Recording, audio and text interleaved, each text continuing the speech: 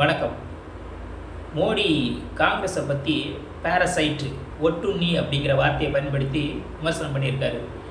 இதை நம்ம இப்படி விமர்சனம் பண்ணப்ப அது நமக்கு திரும்புமே அப்படிங்கிற ஒரு அடிப்படை அறிவோ புரிதலோ இல்லாமல் தான் மோடி என்ன பண்ணியிருக்காரு, விமர்சனம் பண்ணியிருக்காரு அப்படின்னு தான் நம்ம சொல்லணும். ஏன்னு கேட்டிங்கன்னா, இங்கே ஒட்டுண்ணி வேலை பார்க்குறது, கூடி கெடுக்கிற வேலையை பார்க்குறது அது யாருன்னு கேட்டிங்கன்னா, ஒட்டுமொத்தமாக இந்த தமிழ்நாட்டில் இங்கே பார்த்தீங்கன்னா ஏடிஎம்கேன்னு ஒரு கட்சி இருந்துச்சு.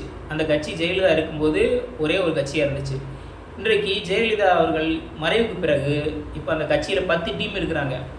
எடப்பாடி பழனிசாமி டீமில் தொடங்கி ஓபிஎஸ் அப்படியே பார்த்திங்கன்னா அந்த ஜெயலலிதாவோட அண்ணன் மக வரைக்கும் எல்லாரும் ஒரு டீம் வச்சுருக்கிறாங்க. அப்போது இந்த கட்சியை உடச்சி ஒன்றும் இல்லாமாக்கி சின்னாபின்னமாக்கின பெருமை யாரை சேரும்? அது மோடியைத்தான் சேரும். அப்போ ஒட்டுண்ணியாக இருந்து அவங்களுக்கு எடுத்து ஒன்றும் இல்லாமல் ஆக்குறது யார்? இந்த மோடி தலைமையிலான பிஜேபி கட்சி. அங்கே பார்த்தீங்கன்னா மகாராஷ்டிராவில் சரத்பவார் கட்சியை 2ஆக பிளந்துட்டாங்க. உத்தவ் தாக்கரேயும் என்ன பண்ணிட்டாங்க? 2ஆக பிளந்துட்டாங்க. இப்படியே வரிசையாக சொல்லிக்கிட்டே போகலாம். ஏன்னா ஒட்டுண்ணி வேலை பார்த்துக்கிறது யாருன்னு கேட்டால் அது மோடியும் பிஜேபியும் தான். மோடியால் என்ன செய்ய முடியாது? ஒரு கட்சி வளர்ந்து வர்றதை என்றைக்குமே சகிச்சிக்கிற முடியாது. அப்படி ஒரு கட்சி வளர்ந்து வந்துச்சுன்னா அது நமக்கு எதிராக இருக்கும் அப்படிங்கிற ஒரு குறுகிய மனப்பான்மையில் உள்ள நபர் தான் இந்த மோடியும் இந்த பிஜேபி கட்சியும்.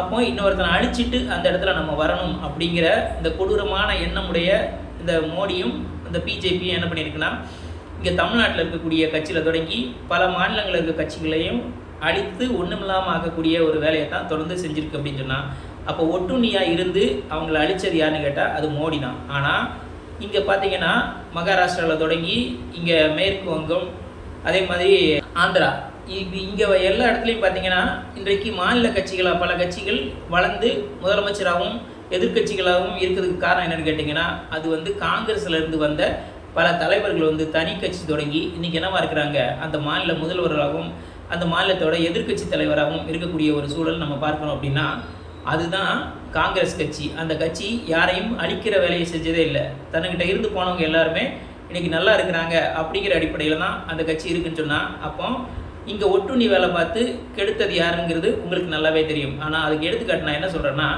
இங்கே ஒய்எஸ்ஆர் காங்கிரஸ் அப்படின்னு சொல்லக்கூடிய ஜெகன்மோகனோட கட்சி காங்கிரஸ்லேருந்து அவங்க அப்பா பிரிஞ்சு வந்தால் இங்கே ஒரு கட்சியை தொடங்கினார்.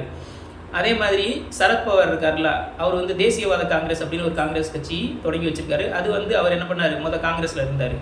அப்புறமா மேற்கு வங்கத்தில் அம்மையார் மம்தா பானர்ஜி இருக்காங்களா, அவங்க காங்கிரஸில் இருந்தாங்க. அதுக்கப்புறம் பிரிஞ்சு என்ன பண்ணாங்க? தனியாக ஒரு கட்சி தொடங்கி இன்றைக்கி அவங்க முதலமைச்சராக இருக்கிறாங்க. அப்போ காங்கிரஸோட இருந்தவங்க எல்லாரும் இன்றைக்கி நல்ல நிலைமையில் தனி கட்சி தொடங்கி அந்த மக்களை ஆட்சி செய்யக்கூடியவர்களாக மாறி இருக்காங்க அப்படின்னு சொன்னால், பிஜேபி ஒட்டுண்ணியா காங்கிரஸ் ஒட்டுண்ணியா அப்படிங்கிறத மக்கள் தான் முடிவு செய்வாங்க. அப்படிங்கிறதுல நமக்கு எந்த மாற்று கருத்து கிடையாது. அதனால் மோடி என்ன பண்ணுறாப்புலன்னா, இந்த படுத்துக்கிட்டு விட்டத்தை பார்த்து துப்புவாங்கன்னு சொல்லுவாங்கள்ல, அப்படிப்பட்ட ஒரு வேலையை செஞ்சுருக்காரு.